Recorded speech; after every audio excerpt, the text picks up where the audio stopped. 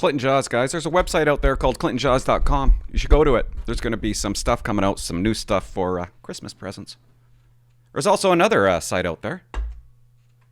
It's called thegoldenbadge.com, I think.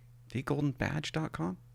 If you're an auxiliary, if you're a retired police officer with the RCMP, you're a current cop with the RCMP, you could pick up one of these suckers. Put it back in your empty wallet.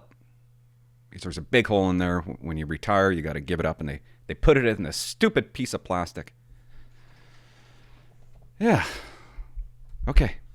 It's going to be a full show. I got some things I'm going to talk about. And I know you hate this part when I go testing. But I have to do it. I mean, 5 people just clicked off my video. Don't click off. You're going to want to hear these things. Okay? I wake up this morning. We're going to start it this way. I don't know how this is going to go. But I'm going to share something with you. And I might share a couple clips of me. I don't know if I am. But I might. I wake up this morning. I open up the computer and I got this message here from Shadow. Shadow messaged me. And he says, I swear you would kill it on stand-up. You should give it a try. And thank you for your comment. I don't always read them because sometimes they're really mean. And let's check you out for a second, okay? You go to he's got a channel, guys. It looks like he just started. Subscribe to his channel. I think it's called Shadow. Looks like he's got a podcast. Shadow, I just gave you 3 subscribers. But yeah, check him out. Here's the thing. I'm going to try to relax. I tried stand-up. And it was horrific. I peed myself. I peed my pants. It was the worst experience of my entire life by far. You think, I thought, hey, I made somebody laugh before. I could get up on stage and do this stuff. No. It takes like 10 years to be funny, to do that thing. Like, I think they say it takes like 10,000 hours to be funny. And I'll tell you the story. And I literally did pee my pants. I'm in Vancouver. This is years ago. I'm in Vancouver. And I join this open mic. I sign up for this open mic. And I bring my girlfriend. Guys, don't do that. That's disgusting. That's gross. You do not want your girlfriend or your wife to see you like that. To see you perform something you've never done. Stand up. Okay? You do it alone. You go alone. If you're going to do an open mic one, you don't invite mom and dad and your sister and your brother. You don't do that. But there she is. She's sitting in the audience. We're sitting there. We're in the audience, okay? I'm not even with the comedians. We're like in the audience. And who's the audience? It was a book reading club. I swear to God, it was a book reading club. One guy, the rest are women, and hey, single men out there. I mean, that's got to be the most intelligent thing you could possibly do as a guy. You join a book reading club. That's what you do. You're going to be the only guy. Brilliant. Genius. And I'm sitting there. I already talked to the comedian. I said, yeah, it's my first time. I want to get up. And I videotaped it. He goes, oh, yeah, okay, perfect. And I'm so nervous. Because I can't fail at this. It has something to do with being a cop. I wasn't allowed to fail as a cop. I can't fail at anything. So there's so much pressure. I'm so nervous. I go to the washroom and I got shrinky dink. You know what I mean? It's not even an inch long. And I'm trying to pee. And I think I'm finished peeing. And I put it back into my underwear. And I pull up the pants. I start walking out. I'm still peeing a little bit. And I'm wearing khakis. Brown khakis. And I sit down beside the girlfriend. I look down. And I got a giant wet spot right at my groin. And I'm like, oh my God. I'm like, look at this. I'm a mess already. So I get back up and I'm like, do they have a hairdryer or some kind of blower in the bathroom? And sure as they did. So I took off my pants, and I was in there for about 4 minutes, and I just poured a bunch of air over top of my pants. I can't believe I'm telling you this. Maybe some things I shouldn't say. Street cleaner going by our house right now. Anyway, so yeah, there's a big lineup. They're all waiting for me. I got my pants off. I'm just standing there in my ginch. And I go and sit back down. I'm done. And the girlfriend says, "Oh, no. You need to go back in there. I can still see it." I dry the pants. I sit down. And they call my name. And he goes, "It's first time ever. Clinton Jaws." Okay, so this next guy, I have an announcement, guys. Hey, literary circle. Okay, this next guy, it's his first time doing stand-up. You gotta pay attention. It's his first time doing stand-up. Guys, give it up for Clint George. I get up, and oh my God. You gotta, I don't even, I'm making mistakes. I'm making excuses already. Nobody found me funny, guys. I was not funny. I wasn't funny at all. I'm in front of a book reading club. The book reading club actually said to us, "Oh, we're going to start our meeting when you guys are done the comedy." Like, they didn't even know we were going to be there. They were just waiting for us to get off stage. So there I am. And book reading club, right? And I open up with, I don't even know if I should get into this. I'm reliving it. Anyways, so I get up. I'll just say it. And I'm like, anybody got AIDS? Anybody got AIDS? Dead silence. Crickets.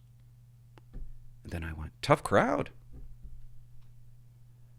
I asked that question in Port Alberni. Everybody put their hands up in the air. Nothing. I'm starting to sweat. I'm like, my heart's starting to, like, I thought they'd laugh at that.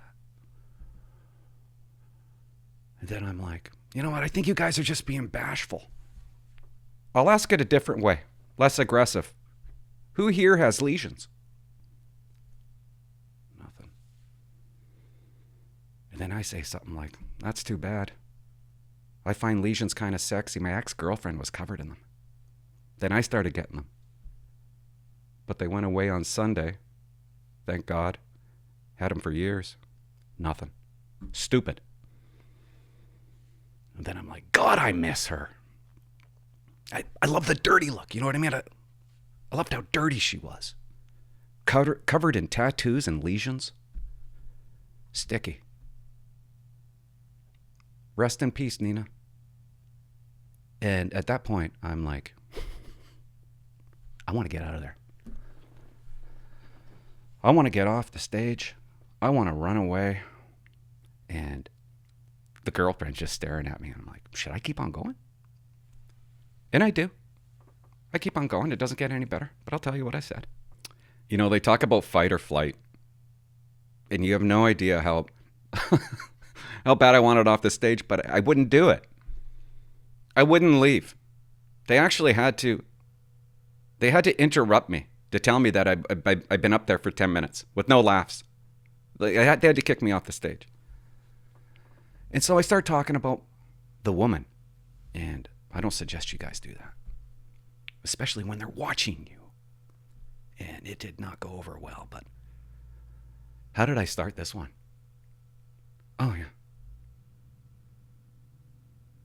I married a woman. And right when I said that, some guy went, woo, in the crowd. And I went, fuck off. I didn't say it was a celebration. Nothing. I wrote this in my basement. I thought that'd be funny. If I hear somebody go, woo, I was going to tell them to F off. And then I said, as I was saying, we live in the same house. Our children, they live there too. Let me ask you guys something. Does your spouse give you a minute? Does your woman give you a minute? I'm grateful because my woman, she gives me a minute. 2 weeks ago, I'm standing in the kitchen. The woman's sitting on the couch eating some type of berry. And I'm frustrated because I can't find what I'm looking for. So I ask her, woman, do you know where the batteries are? I'll give you a minute. Nothing. I keep on going. She knows exactly where the batteries are, but she's going to give me time to keep on looking. I can't just ask where the batteries are.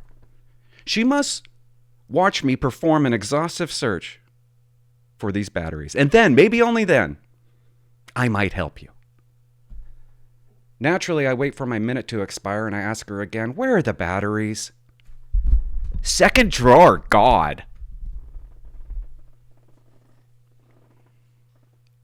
I'm going to be honest with you guys. This time that she gives me, it usually works. The other day, she gave me extra time to find the lint brush.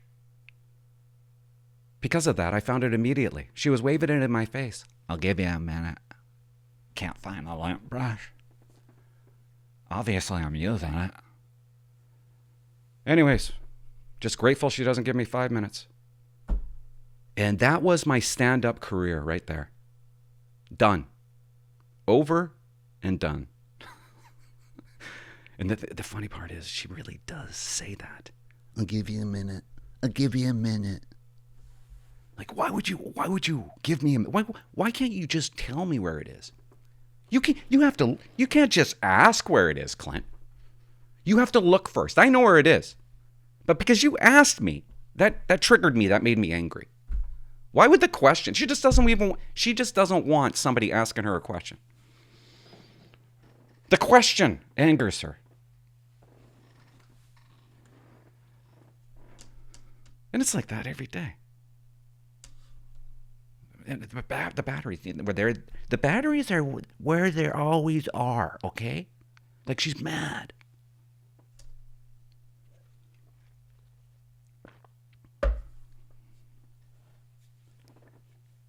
You know,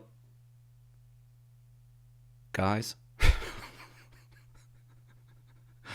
after that moment, I could never get back on the stage. There was only one time that they actually giggled a bit.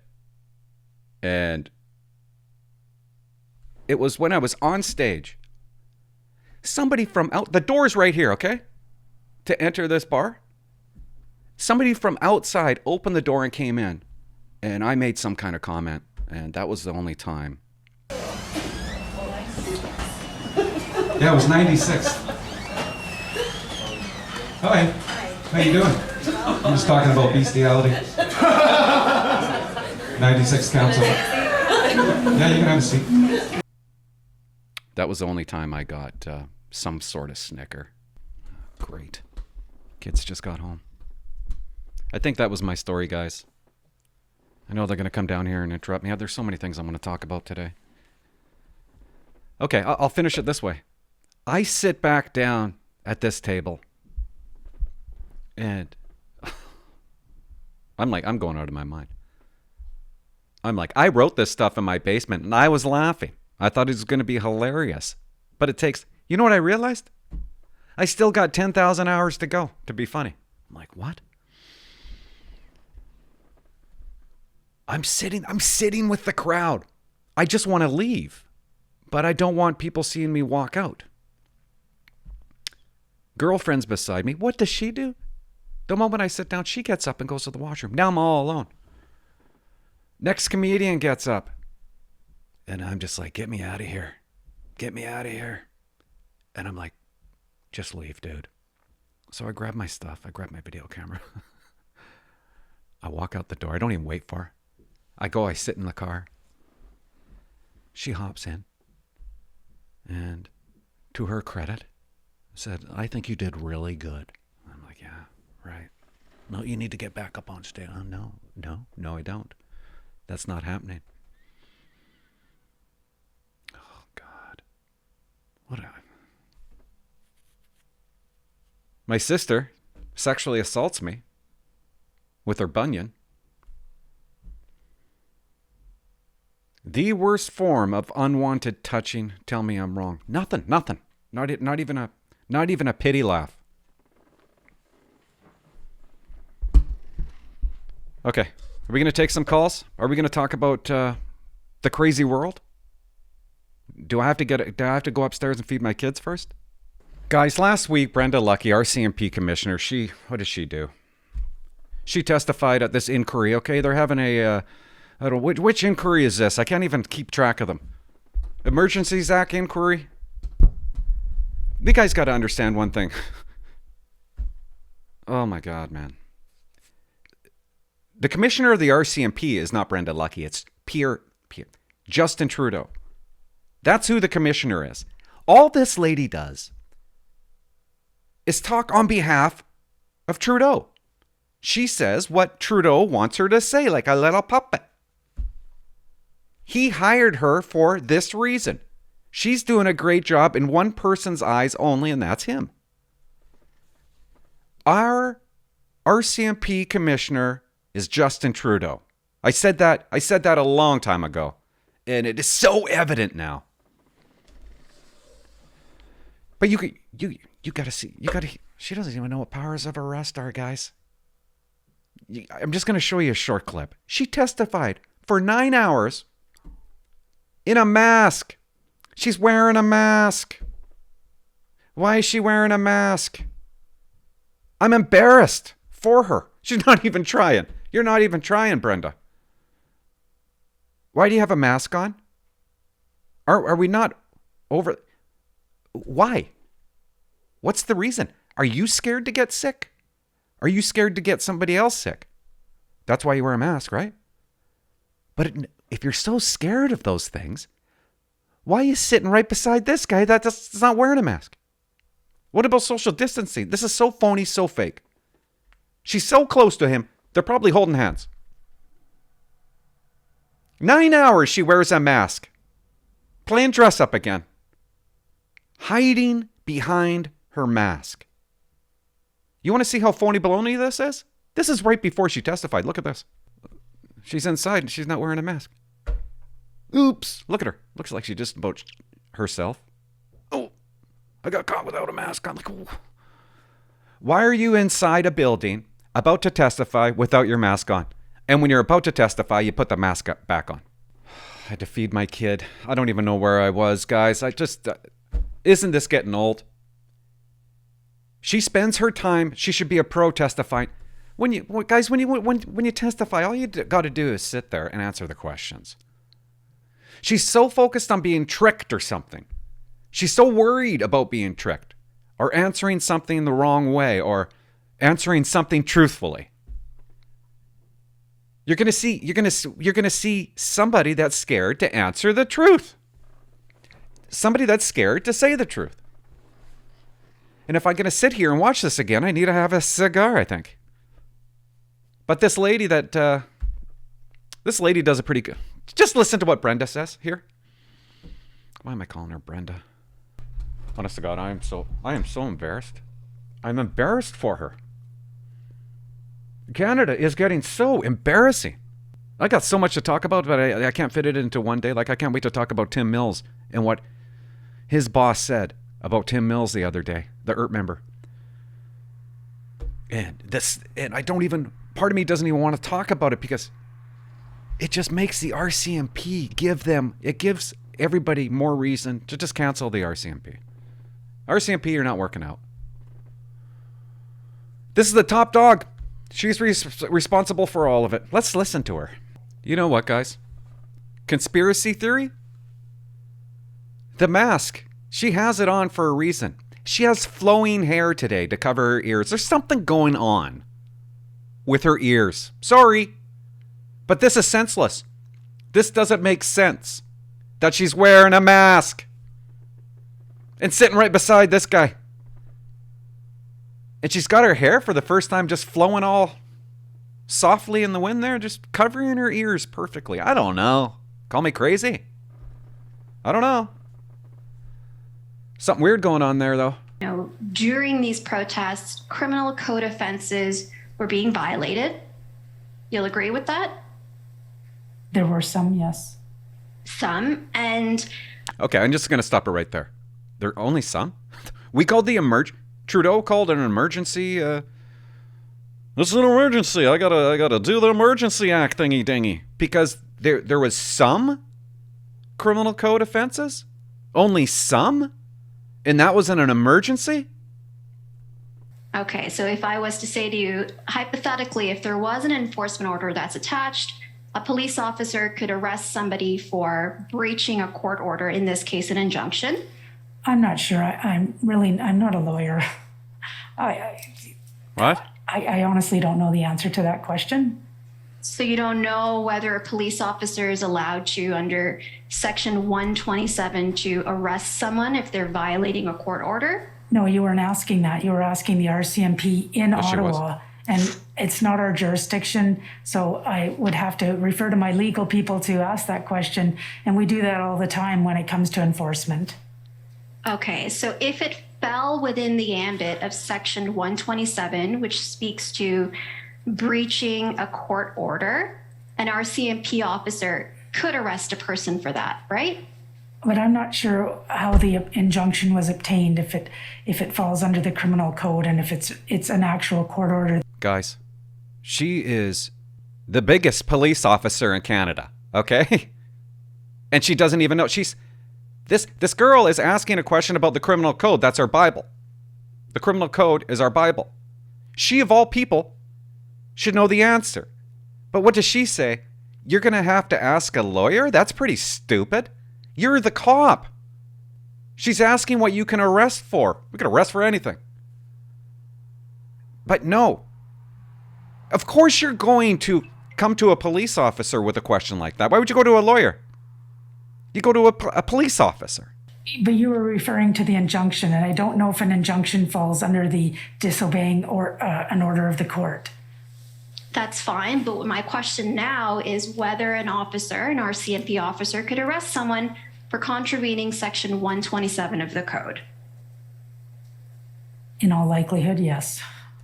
All right, so my question to you, or I put to you. Oh my God. Oh man. Her job is not worth it if you don't have the capability and the understanding. Why are you putting yourself through this? If you don't know, that's her not knowing the answer. And her not even answering it properly. Oh, all likelihood? Maybe?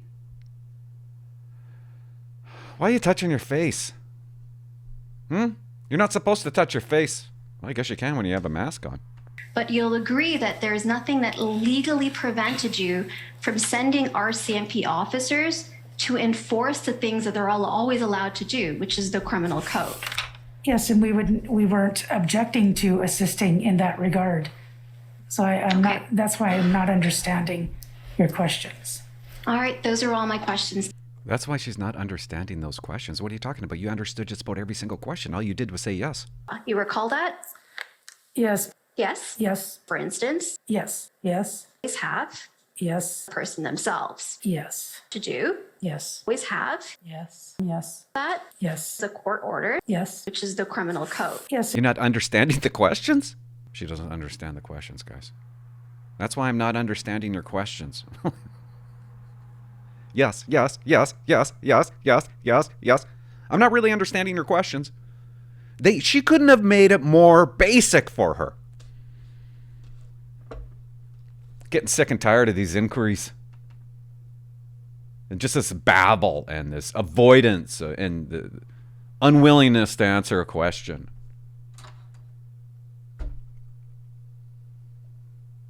And that mask thing, that just does not add up for me at all. And this leads me to my next point. I come across this article, 4 hours ago, I guess. Justin Trudeau to face Emergency Act inquiry, big question. Why did you do it? I told you that. I told you nearly a year ago why he did it. Tools. There's another clip I wanted to show you. Do you know the Emergency Act that Trudeau invoked?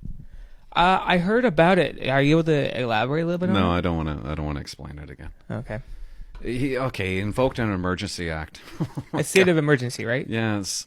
Against approach. Well, it's more than that. It's never been invoked in history. Yeah, this thing that he invoked has never been invoked. over peaceful truckers, he decides to invoke it. Were any of them ever violent? Like, were there like a small 100% select- peaceful. I don't care if one or two were. Yeah, but I'm just But they wondering. weren't. But Yeah. they weren't.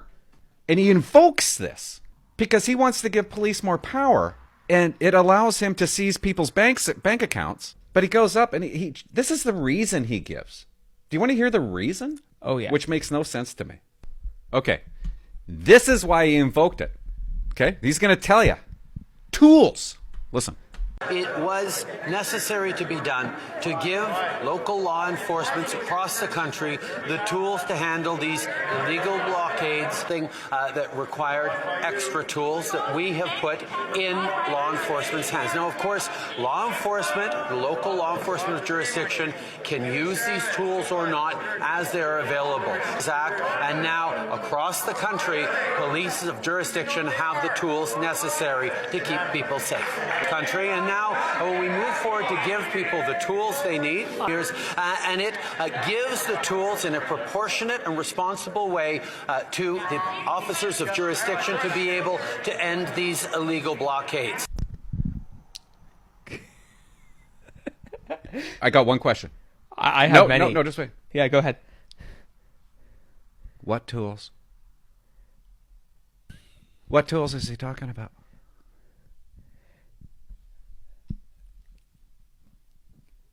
Tell me, please. I want to know. I used to be a cop. I was a cop for a lot of years. What tools? That's actually the question I was going to ask. Don't the police have the tools necessary to handle this? Yeah. Isn't that what the police is for? Yeah, it's in the criminal code. They got powers of arrest.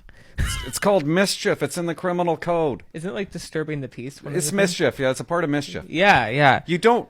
What more tool do you need? Even if it was violent, do you still have the tools that you need? Oh, absolutely. Think of all the protests that have been around, and the Emergencies Act has never been invoked to give police the tools, even though they didn't need any tools. Brenda Lucki even admitted that all they needed was the charge of mischief, which they had. She admitted that. This Emergency Act thing is such a sham and so easy to prove. I've already proved it. Do you know how many protests the RCMP have been involved in? Or how about riots, guys? You don't need to call an Emergency Act for riots or protests. It's not necessary. You have one tool and one tool only that you need. And that's the mischief charge. Of course, you have tools on your body. This Emergency Act gave police no more power. It wouldn't have mattered. Okay, maybe it gave them a little bit of power, but do you even know what that is? What power did the Emergency Act give to police that allowed them to close down this protest that they hadn't already had? You can't think of it. You don't know. No, there was no other tool, no other power, no more additional powers that helped the police tear down that protest. They could have torn down that protest anytime they wanted to. You bring the team in, the riot team, and you get rid of everybody, just like we've always done. That's how you do it, and that's eventually how they did it. It's such a crock. It's such a sham. Trudeau wanted to make history. That's what he wanted to do. He said it before. This will go down in history. He's proud of himself. That's why he did it. Because it's fun. It was fun for him. That's why he did it. You're going to disobey me? I'm going to run away to my cottage, and then I'm going to come back for some reason and affect the Emergency Act. Okay, let's stop being so serious here. Can we just watch a short clip of this? Woke up to this. RCMP won't disclose a number of officers on the job in Surrey in midst of police and debate. There's a short clip here. Let's just talk about it for a couple of seconds. There's Norm Lipinski. You know this guy right here? Norm? I liked him. I liked him because I probably didn't work for him. But I remember I was in Chilliwack. I was on a course or something. We're all sitting in a room and he comes in. Everybody, holy cow, Norm's here. And he's talking to us. I don't know what he's talking to us about. I can't remember. But he goes, We just finished our qualifications. We have to qualify on our handguns every 3 years, I think that's what it, or every year. And I like to get 250 out of 250 because I'm a sharpshooter. And he comes in, he goes, anybody get 250? And one guy out of, I don't know, 100 puts his arm up in the air. And Norm gives him a fancy handcuff key. And I yell out, what about 248? Because I got 248, I missed it by one. And he gave me one. That's my big Norm Lipinski story. I still got that handcuff key. Oop.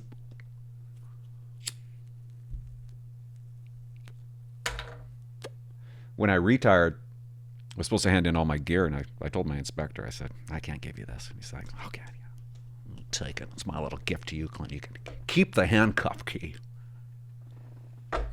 Even took the batteries out of my tape recorder. Okay. Let's watch this. So what do they...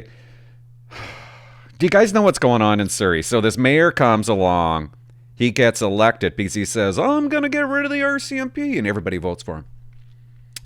And now his term is up. And this lady comes around and she goes, I'm going to bring back the RCMP. And everybody votes for her. So that's what she's trying to do now. And apparently in this article, well, let's just watch it. See what this little sunshine has to say here. The tight vote. Council voted 5-4 in favor of keeping the RCMP in Surrey. But this is only the first step in putting a stop to the transition that began 4 years ago. City staff will now have to draw up a plan on how it will reverse the transition. That will go to Public Safety Minister and Solicitor General Mike Farnworth, who will have the final say on whether the city can go ahead with the decision. So isn't that amazing? This Brenda Lucki, or whatever her name is, the mayor of Surrey, is they got the votes in that says, yeah, we're going to keep the RCMP. And who's going to review this? Who's going to have the final decision? Safety boy, Mike Farnworth. The people that are in charge are just, like, it's kind of a big decision for Safety Boy, isn't it? He's just a dude, a goofy dude who twitches when he talks. And he's going to have the final say. The plan will include the power that people have, right? The plan will include how to maintain current staffing levels of more than 700 police officers, prepare for future increases in staff, and come up with ways to repurpose or dispose of equipment already purchased. In the meantime, Council is asking the Surrey Police Service to put the brakes on all hiring and spending, but that's something the SPS says it won't do. The mayor doesn't have the authority to direct the police department to do any particular thing. There are Okay, Norm. Look at these people. Look at these Surrey cops. Look at her. They are goddamn models.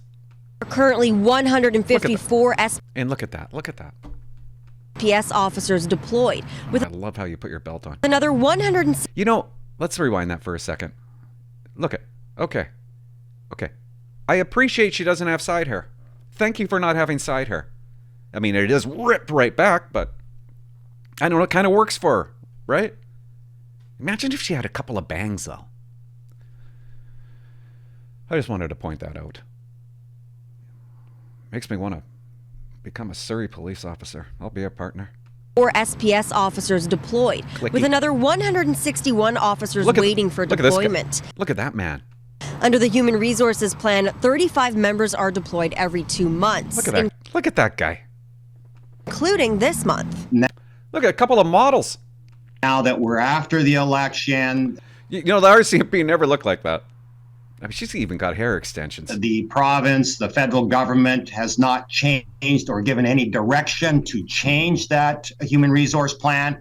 The Surrey Police Service says terminating the transition would cost up to $188.5 million. That's it? Another $188 million? It's nothing. That's nothing.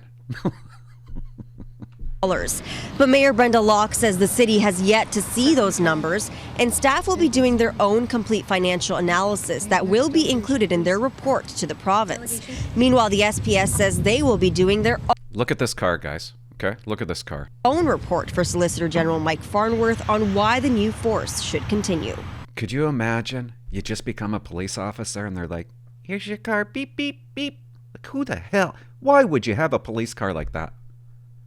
No cop wants to be seen in that thing. You want a Ford LTD. That's what you want. You want a Crown Vic. You don't want to drive in that. Remember, I became watch commander and they gave me this goofy SUV. I'm like, and I wouldn't drive it. I would drive a cop car. Why? Because I'm a cop. That's what I signed up for. I like driving a cop car. Not a goofy little. I don't even know what the hell that is, but whatever. Gross. Embarrassing. And I actually got in trouble. The inspector of the detachment ordered me to start driving the SUV. That's the watch commander vehicle. Clint, that's what you're going to be driving.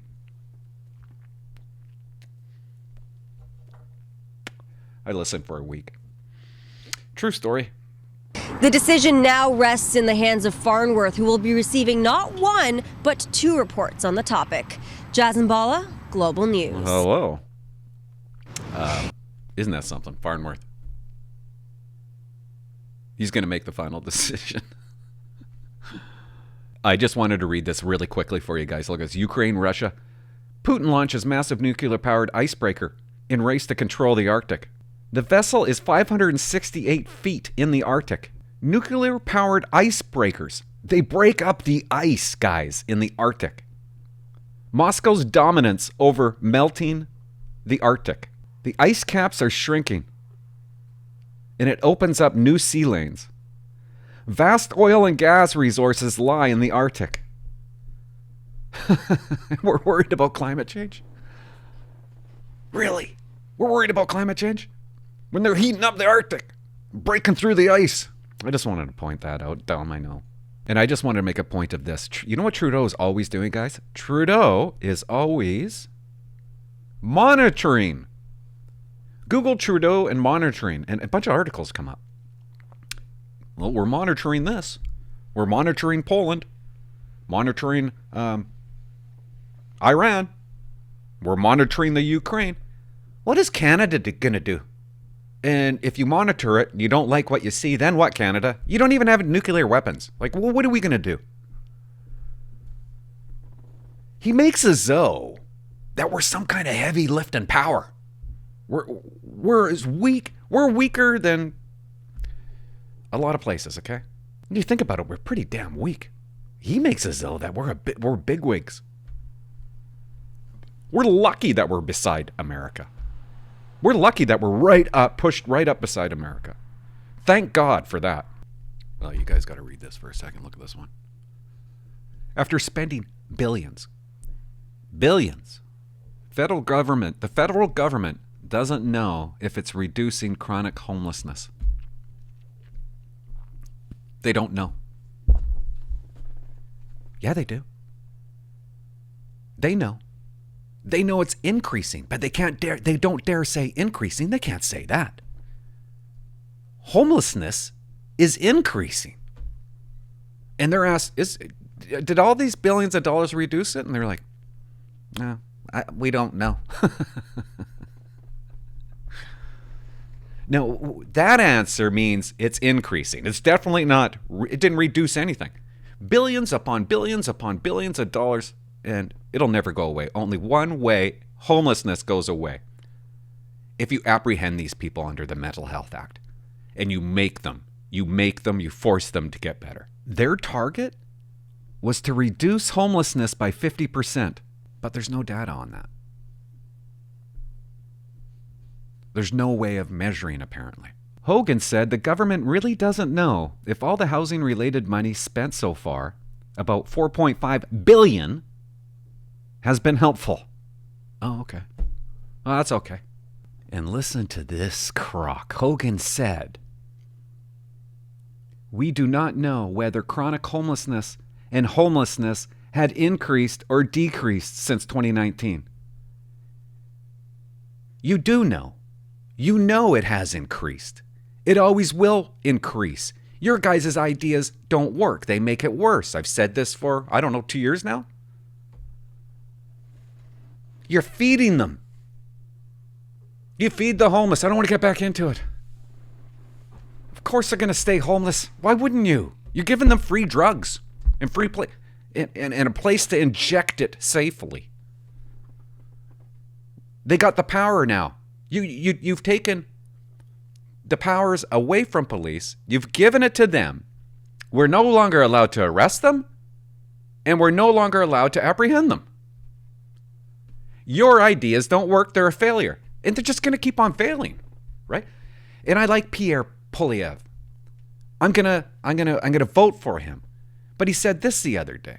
Those people living in these all too common tent cities, whether it's Vancouver, Toronto, or Montreal, or whether it's smaller centers like Peterborough, where this phenomenon is growing out of control. We see people that could be your brother, your sister, God forbid, your son or your daughter, who've lost their homes, are living on the streets, and are playing Russian roulette with their life. Every single time they ingest these poisons, they risk stopping their hearts. And I'm like, dude, you don't honestly believe that. You don't honestly believe that these homeless people are on the street because they lost their homes? They don't have homes. They never did have homes. And even if they did, they don't want homes. And if you give them a home, they're going to wreck that home. That's what they do. They can't live in homes. The only home they could live in is in an institution until they get better. I hope Poilievre doesn't go down this route. I mean, I don't know why he said that. The number of shelter users have actually increased since the housing strategy. What does this person say?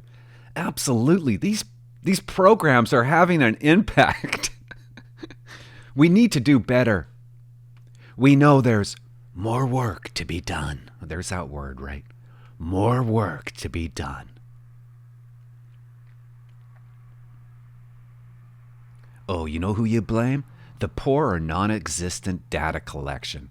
That's who you blame. They know the answer. The answer is it's increased, but why am I even talking about it? It's just a headline that came up. Let's take a couple of calls, guys. Hey, Clinton. Hope you're doing well. I've been just recently watching your videos all day, all night. I really, really enjoy it. I love that you cover a variety of topics. Jesus. Ranging from policing to politics. You know what, dude? Thanks for your call. Guys, call 604-330-2512. Thank you for watching me all day and all night. I'm currently in the process with the RCMP as well. You're currently in the process of the RCMP, right on. The RCMP as well as some municipal police forces and city police forces. You're applying to everybody. You sound like a whore. We're trying to get into policing, but a question I had for you Getting is, around. after watching your videos as well as doing some research and Okay.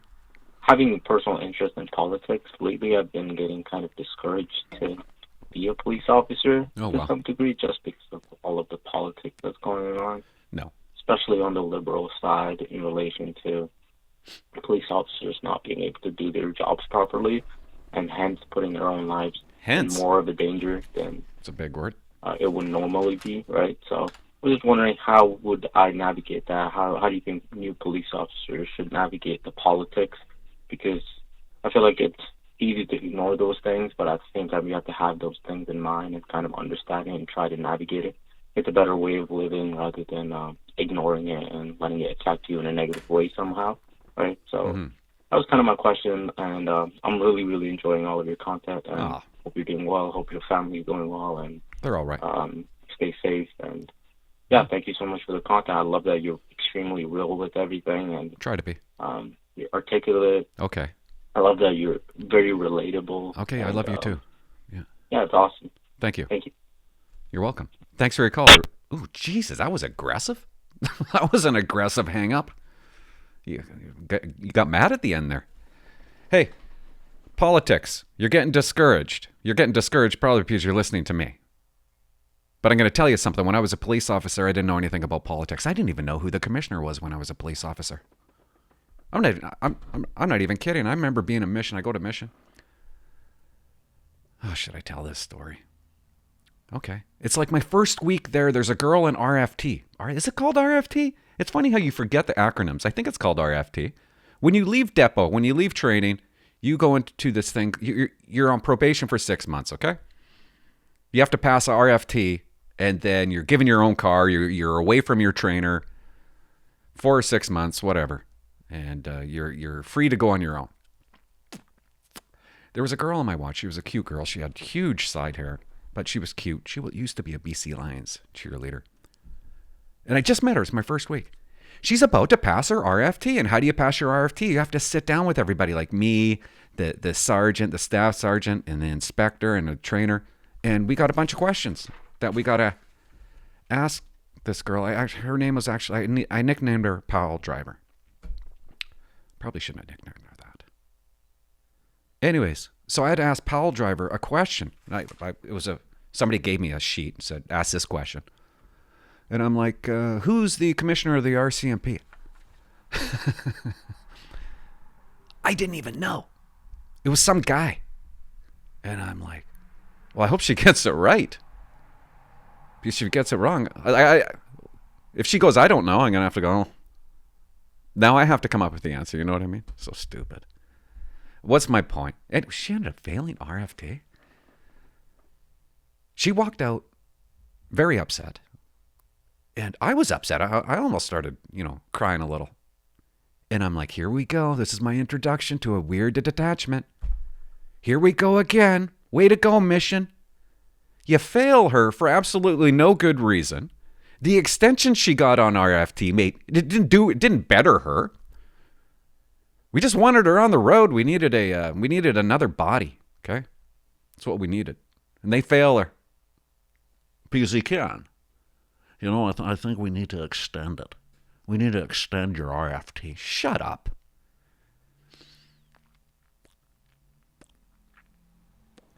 Get out there and take a call. That's how you learn. You take the calls. What's my point? I'm not answering your question. I knew nothing about politics. I was in my own little world. You're going to be in your own little world, or your own little detachment. And your only problem that you're going to have is other members and other bosses. Yeah. I think. Maybe it's a little different now with all the cameras. I just avoided that part. People, that hit 2020 after George Floyd. Yeah, we did go to bar fights and stuff like that, and everybody had their phone out, but not like it is today. And yeah, it is a little tougher to be able to do what you want now because you're on video camera and it's just awkward and you don't want to say the wrong thing and you don't want to do the wrong thing. And if you do, holy cow, you're up on a manslaughter charge all of a sudden. How about those members that are up on the manslaughter charge? I can't wait to hear the details come out on this. They fired like 13 shots. The girl had a carbine, shot the guy 10 times, shot at him 10 times. The other cop, the guy, he shot his pistol 3 times because he put it in drive. Apparently, he tried to hit them with his vehicle. And they're in court. Mike convicted of manslaughter. Like people treat police now like ordinary citizens. I don't even know if that made sense. But not only that, a jury is going to decide, people that don't even know anything about being a police officer. A jury is going to decide their fate. A jury can only decide their fate if they go to police training and they understand powers of arrest and use of force. Now, this lawyer is forced to teach this jury everything they need to know about use of force, which is impossible. And it's not just manslaughter. It's like ag assault with a firearm. That's another charge. There's like 3 charges they're on. And I hope to God, if they don't convict them on the manslaughter charge, they don't convict them on any other charge. I hope they don't say, okay, wait, we're not gonna convict them on manslaughter, but ag assault with a firearm, which is something like mandatory prison, even though there's a way around that, because I seen it happen to a member. He got convicted of it and didn't serve any jail time for egg assault with a firearm. Hey, Mr. Jaws. Hopefully you can hear me now. Yeah. Not really. I was thinking that that voicemail wasn't gonna go through well. This one ain't either. Hopefully this one does. It's just the car I was in. I was Same calling car. through Bluetooth, and the mic just doesn't pick up well, and it picks up every single noise in the car. So. Like now? My question in that voicemail was, I think it was about undercover work. Is there, like, if you ever, here's a question. If you ever want possibility in undercover work, do you have to be very cautious of what you put online? Sure. You put your face online, your name, like personal information, like on Facebook or... Yes, if you want to go undercover, you don't want to have you don't want to have your face all over the internet. That's why I think a lot of them, they'll grow beards and long hair and try to look gruffy. Say Instagram or other social media platforms. Do you have any experience with working with undercover jobs, or have you ever been in that? Yeah, I did, and it was really boring. I hid in a bush for a day, and it sucked. Hid in a bush, and I took notes, watching a guy. It was cold, and it was wet. It felt like I was backlogging. This undercover work, it sounds all fun and stuff, but I don't know. A lot of it's pretty boring. Yeah, that was my question. Okay, thanks. And I also said that at that time of that voicemail, I was in Regina. I was passing through, and just went to the depot. I can't go very far. I just went in the parking lot, and I saw one side of the building from the parking lot at the depot. You can see all the rooms, and the mattresses stacked up, and if you heard anything, is depot short people? Because I know RCMP is short people. Yeah. Are people not going to depot? Because these rooms are empty, or are they preparing for a new batch of cadets? I don't know, I just saw a bunch of empty rooms. I mean, I wouldn't want to sleep in the rooms that are visible to the public, but that's just me. I like my life a little bit more private. You're doing great. I love what you're doing, and keep it up. I love listening to your podcast while I'm driving. When there's nothing else to do late at night. That's the long drives. I drive trucks, so. Right on. Hopefully you can hear me on this one. Kind of. Bye-bye. Thanks, Big Daddy. Thanks for your call, 604-330-2512. And yes, there's no privacy at depot. There is a little bit now, because I think what you're seeing is empty. B block. It might be empty right now because of COVID. I mean, they jammed 32 guys. Oh, here we go. Good puppy. They jam you in there. And isn't it weird? Yeah, you can see that from the parking lot of depot. We don't care. We don't care. Everybody's got a window. Well, we did when I was going through in B block. And I guess people can see us. Yeah, there's not very much privacy. And a lot of these people, a lot of these cadets now, they got their own little tiny room. And maybe that's why you're saying. I think maybe it might just appear empty. I don't think it's empty. I don't even know if I answered your question. But thanks for calling. Call back. Hey, Clint. Hope everything's all well. Anyways, in the process, come on quite quickly and doing all right so far. Talking to a few people that I know, and I actually ran into a individual who just graduated depot about 3 weeks ago while I was sitting at the doctor's office today, and he was telling me that I was asking about the troops, and his troop, there was 12, and the troop after him was 15, the troop before him was 17, and then he said he just heard that there was actually a troop of 4. So, I don't know. Maybe they're transgender. It doesn't make any sense. So, I don't know what the numbers are for whatever reason. Is it that, not finding good enough recruits or applicants, or who knows? I don't know. Anyways, so that's one side. The other side was Just wanted to get some feedback. Hey guys, anybody out there? Is there really a troop of 4 there right now? I say no. That would be so goofy. Could you imagine a troop of 4? Doing your pass on or pass out or whatever you call it at the end, where you got to march for everybody, 4 people? Click, click, click, click.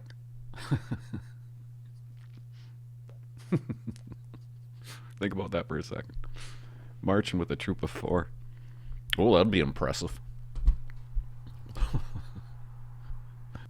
1, 2, 3, 4. What maneuvers would you do for a troop of 4? I'm sorry, I just find that funny.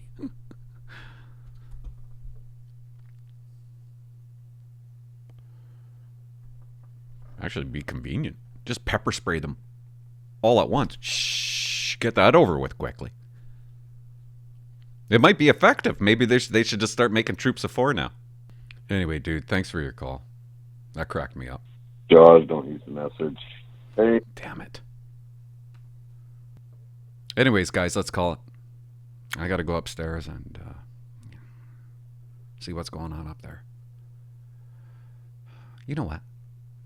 Every day, my woman loses her cell phone under a pillow on the couch, and I have to call it. And I caught on to her. Clint, call my phone. Clint, call my phone. I'm taking a minute. Ask me again in 60 seconds. I'm using some bank time. Clint, call my... Hold on a minute. Not funny. See? See? I'm a failed stand-up. Can't do it. Thanks for watching. Bye-bye.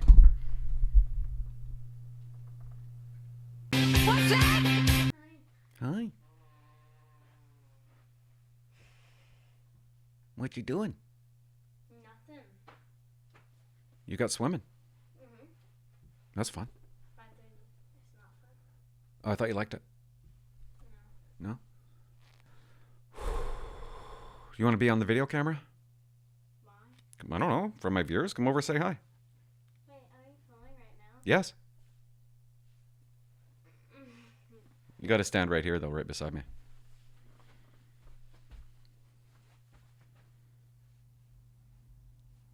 Say hi. Hi. See ya. Do I really need to feed you?